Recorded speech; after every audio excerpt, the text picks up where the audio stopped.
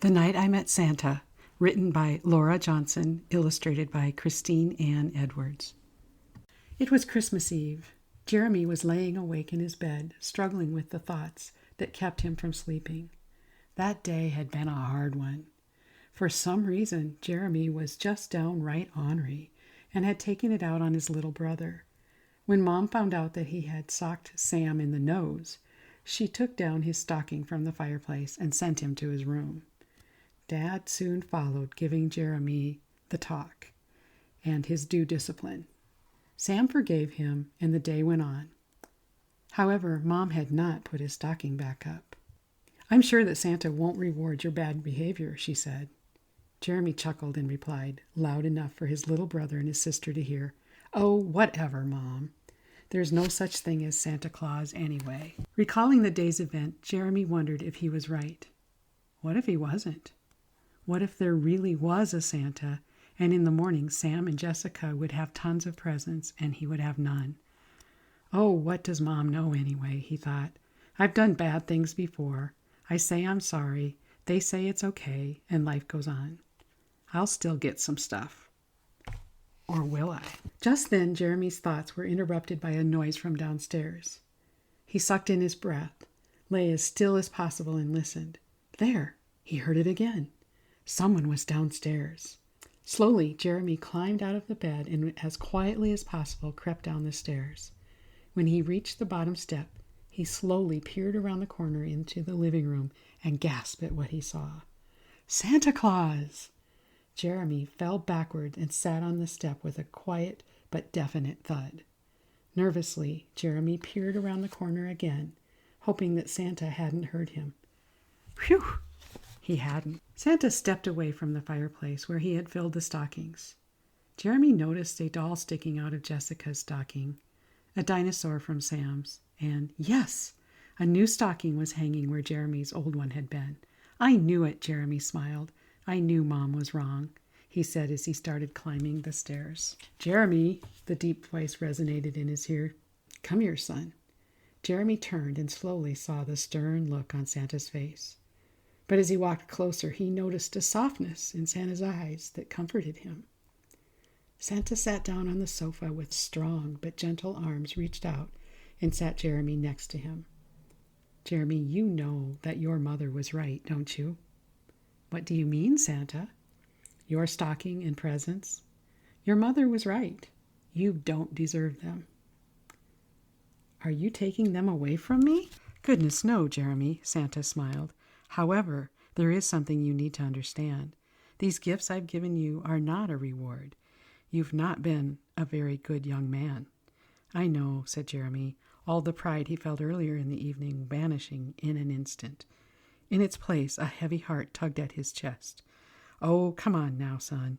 I didn't sit you down here to burden you. Santa, why did you bring me presents?" "Ah, the question I'd hoped you'd ask. Let me tell you a story to help answer your question. Long ago, I too was a young man who thought that my parents were always wrong and that the world revolved around me. One particular day, I found myself standing in a crowd, attracted to it because of the shouting and yelling. I was sure a fight was going on, and I wanted to get a look. When I finally made my way to the front of the crowd, I could not believe my eyes. A man carrying a cross was coming toward me from down the street. My initial thought was that this man was a thief or a criminal, and I started to shout at him myself. But then he got close enough for me to recognize him. The man was Jesus. "Jesus?" Jeremy said. "You saw Jesus?" "Yes, I did," nodded Santa. "Gosh!"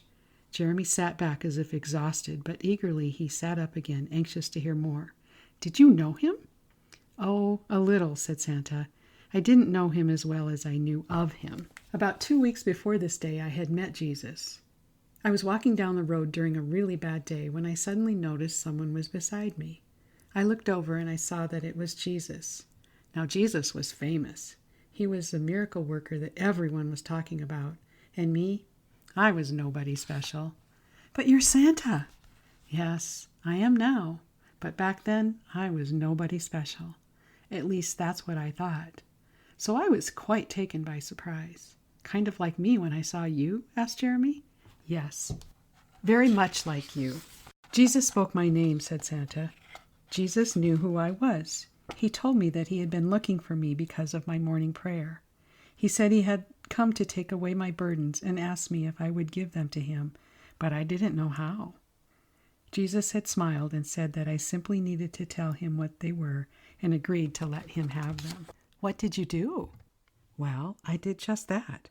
I told Jesus everything and asked him if I'd ever be forgiven. And what happened next? Jesus hugged me and whispered, "You are forgiven." The weight of my chest disappeared in an instant, and I fell to the ground in relief. When I looked up, Jesus was gone. What did Jesus do with your burdens? Well, Jeremy, when Jesus walked by me on that street carrying that cross, I saw them. My burdens were nailed on the cross. But mine weren't the only ones there. I saw yours. Mine? I saw yours, mine.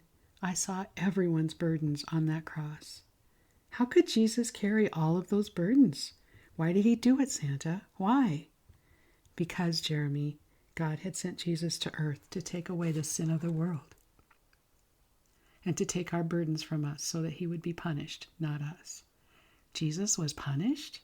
Yes, Jeremy. Jesus was hung up to die on that cross he carried. But Santa, why? Why would God send Jesus to do that? Because he loves us. He didn't want us to suffer, so he sent Jesus to go in our place. Gosh, Santa, Jesus died for us? Yes, Santa paused, but only for 3 days. Only for 3 days? How could that be? Ah, a story for another time. I've kept you way too late as it is. But Santa, how does this story answer my question? I still don't understand why you brought me presents. Well, son, I didn't deserve to have Jesus take those burdens from me, and I knew it.